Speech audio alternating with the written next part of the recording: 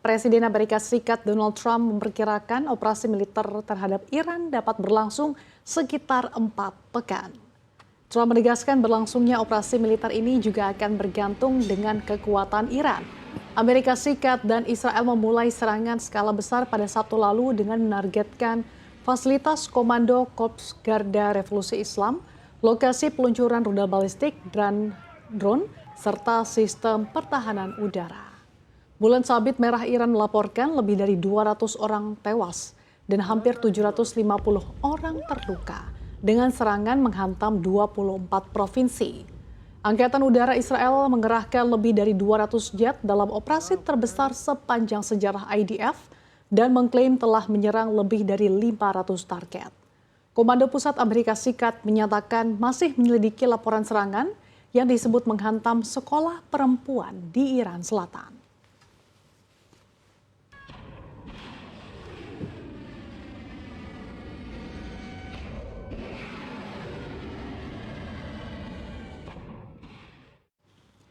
Waduh, 4 pekan ya. Waduh, akan jadi apa ya Iran nanti? Kita semua kan tahu nih, seperti apa kekuatan militer Israel. Gaza aja sekarang nih sudah hampir rata nih dengan tanah. Apalagi sekarang serangan Israel ke Iran dibantu Amerika Serikat. Ya betul sekali, Sa. Dan kalau kita lihat juga Iran juga nggak bisa dipandang sebelah mata ya, karena mereka ini punya fasilitas pengembangan nuklir saat ini yang memang allegedly banyak negara termasuk Amerika Serikat yang memang sangat kayak suka komentar terus Donald Trump kalau ngomong Iran ini sedang mengembangkan program nuklirnya. Dan bahkan memang perang ini juga terjadi karena salah satunya adalah untuk menghentikan program nuklir yang memang sedang dijalankan oleh Iran. Dan ini juga sudah berjalan 2 kali tapi berujung buntu. Dan terjadilah 2 radar derdor. Akhirnya juga pas weekend kemarin perang juga akhirnya. Jadi gimana Chris? Iya, saya juga ngeri sih Sasa dan juga Sania ya. Karena kalau sampai perang 4 pekan ini dampaknya bisa banyak hal, terutama pasokan minyak, South Hormuz yang merupakan perlintasan kapal akan terus ditutup Iran. Dan kalau perang terus berlanjut, bukan cuma minyak ya, tapi komoditas ekspor, impor lainnya juga bisa terdampak. Pasokan global dunia bisa terganggu seperti saat terjadi serangan dari Houthi dari Yaman kemarin ya. Betul, Chris. Selat Hormuz itu kan perannya sangat vital ya. Saat Houthi bersih tegang dengan Israel, Amerika Serikat, kapal-kapal nih jadinya terpaksa harus ambil jalan memutar ke Afrika untuk menuju Eropa. Nah, selat ini merupakan satu-satunya rute laut yang menghubungkan Teluk Persia dengan Laut Arab dan menjadi pusat transit utama ekspor minyak dari negara-negara Teluk seperti Saudi Arabia, Irak, kemudian Kuwait, Uni Emirat Arab, Qatar, hingga Iran sendiri. Ya betul sekali Sasa, dan peran Selat Hormuz ini juga memang sangat vital. Tapi sebenarnya dengan terganggunya pasokan minyak, seharusnya negara-negara Arab bertindak. Iya nggak sih? Karena kalau mereka hanya diam, pasokan minyak terganggu, ekonomi juga pasti terganggu. Menurut Chris sendiri bagaimana? Kalau misal menurut aku sendiri sih mungkin negara-negara Arab juga takut salah ngambil langkah kali ya. Karena kalau misal salah bisa-bisa dibom juga sama Israel.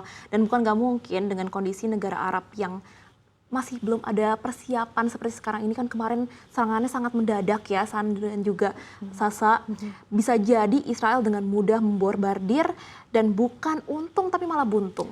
Nah, kalau dari dalam negeri ternyata ramai juga loh, Chris dan juga Shania, sikap Indonesia memilih untuk gabung dalam Board of Peace sekarang jadi dipertanyakan nih. MUI bahkan minta pemerintah keluar dari Board of Peace. Ya kayaknya memang nggak ke sana sih ya arahnya, karena seharusnya masyarakat ini memandang pilihan pemerintah itu bisa lebih bijak. Setiap keputusan pasti sudah dipertimbangkan dengan matang, terlebih Indonesia ini menganut politik luar negeri bebas aktif yang kita semua tahu begitu ya. Artinya memang tidak memihak kepada siapapun, tapi mungkin bisa juga dipertimbangkan mungkin ya. Tapi meskipun gak memihak ya, Indonesia punya pandangannya pasti bahwa Indonesia melawan penjajahan gitu. Untuk itu secara tegas melawan kependudukan Israel di Gaza. Nah, kalau yang terjadi lagi di Iran, bukan tidak mungkin Board of Peace juga akan digiring ke sana juga kali ya. Ya, kita doakan aja ya, semoga serangan ini tuh tidak berkelanjutan. Jangan sampai tadi malah 4 pekan.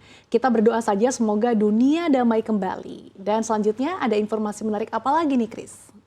Ya, nah ini juga masih terkait dengan konflik Amerika Serikat dan Iran, serta Trump tentunya. Presiden Amerika Serikat Donald Trump mengatakan telah mengantongi 3 nama sebagai pengganti pemimpin Ayatollah Ali Khamenei yang terbunuh dalam serangan Amerika Serikat Israel.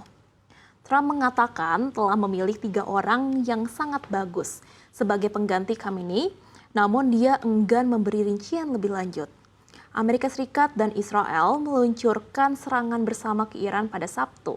Mereka menggempur hampir semua wilayah di negara tersebut. Imbas serangan tersebut, pemimpin tertinggi Iran Ayatollah Ali Khamenei tewas, anak perempuan, menantu hingga cucu Khamenei juga tewas. Adapun Menteri Pertahanan Iran hingga Komandan Korps Garda Revolusi Islam Iran juga tewas dalam serangan Amerika Serikat Israel. Dan menurut laporan, sekitar 201 jiwa dan 700 lainnya mengalami luka-luka.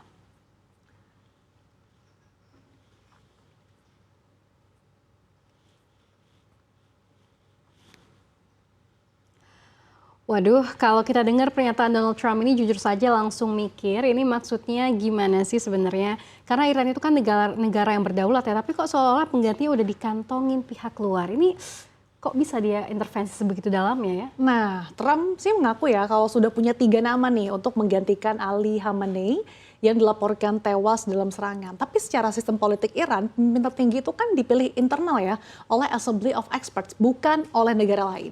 Nah ini menarik Sasa dan juga Sania.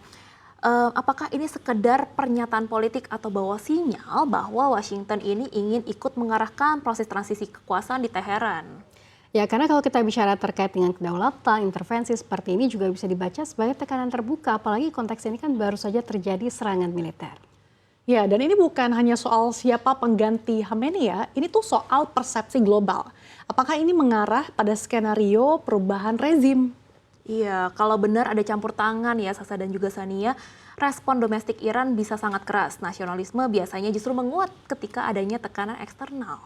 Ya, yang mana artinya memang pernyataan ini bukan sekedar headline politik, tapi dampaknya juga ke stabilitas kawasan, bahkan ke pasar global, apalagi emerging market seperti negara kita, Indonesia. Benar, karena setiap eskalasi baru berarti premi resiko naik lagi, energi, safe haven nih, hingga arus modal emerging market tentunya bisa berdampak. Aduh, lagi-lagi nggak pastinya geopolitik ya, dan juga nantinya akan berdampak pada ekonomi. Sasa, Sania, mungkin ada informasi berita apa lagi nih berikutnya Sania? Ya, tentu saja masih ada lagi informasi berikutnya, ada kabar dari kondisi ekonomi Paman Sam. Utang nasional Amerika Serikat terus meningkat berdasarkan data yang dirilis US Congress Joint Economic Committee. Posisi utang negeri Paman Sam mencapai 38,56 triliun dolar atau sekitar 648,47 kuadriliun rupiah dengan asumsi kurs 16.817 rupiah per 4 Februari 2026. Jumlah tersebut naik 2,35 triliun dolar atau sekitar 39.557 triliun rupiah dibandingkan periode yang sama tahun sebelumnya. Dalam 5 tahun terakhir, total utang AS bertambah 10,7 triliun dolar atau sekitar 180,11 kuadriliun rupiah. Rata-rata kenaikan utang AS dalam setahun terakhir mencapai 6,43 miliar dolar atau sekitar 108,25 triliun rupiah per hari. Jika dihitung per jam, utang AS bertambah sekitar 267,76 juta dolar atau sekitar 4,5 triliun per jam. Beban utang tersebut setara dengan 113.354 dolar per orang atau 286.108 dolar per rumah tangga. Dalam setahun terakhir, kenaikan utang per orang mencapai 6.894 dolar. Secara rinci, total utang Amerika Serikat terdiri dari utang yang dimiliki publik sebesar 30,96 triliun dolar, kemudian utang antar lembaga pemerintah sebesar 7,61 triliun dolar, di mana jumlah ini juga diperkirakan masih akan naik hingga 39 triliun dolar pada 12 April 2026.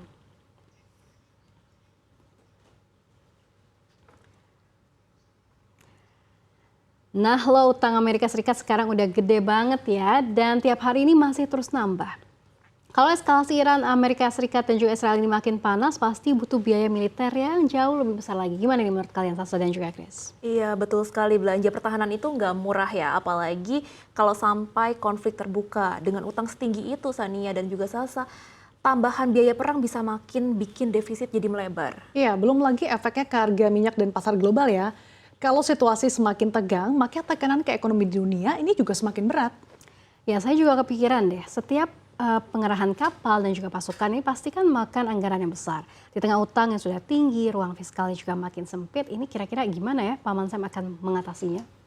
Apalagi investor biasanya langsung reaktif ya kalau misalnya ada tensi, geopolitik naik. Dan kalau kepercayaan pasar jadi turun, nah biasanya bunga pinjaman pemerintah bisa ikut naik juga.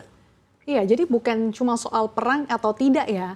Kombinasi utang besar, kemudian eskalasi konflik, ini jelas bikin kebutuhan dana semakin gila nih besarnya. Tentunya kita harapkan bersama eskalasi geopolitik ini semakin mereda sehingga tidak menimbulkan ketidakpastian.